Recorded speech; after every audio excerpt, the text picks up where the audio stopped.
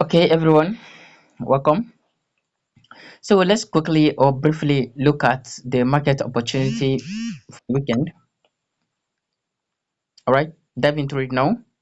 This is market opportunity for the weekend. All you just need to do is to dive into it now and start looking forward to cash out these few days: Thursday, Friday, Saturday. Okay, so what you just need to do is to quickly go to click on losers. If you click on losers, these are high market opportunity for you for the week. All right. So if this is the first time you're coming across to this my amazing channel, please do it to subscribe, like my videos, and as well share my videos so that a lot of people can gain value from this amazing content. Okay, so you can see this Kati, right? You can see Kati, which has recorded a very high minus. All right, and you can see you can see CSPR, which has also recorded a lot of high minus. Okay, you can see what is it, you can see param, which has also recorded a high minus.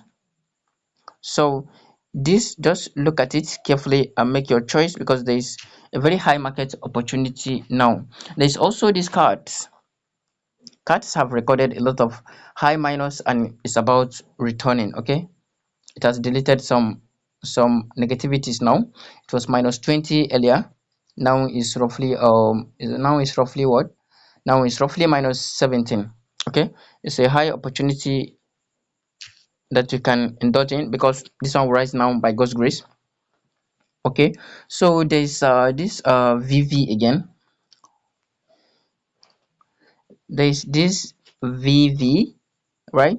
You can also dive into that to make some few USDT for yourself for the week.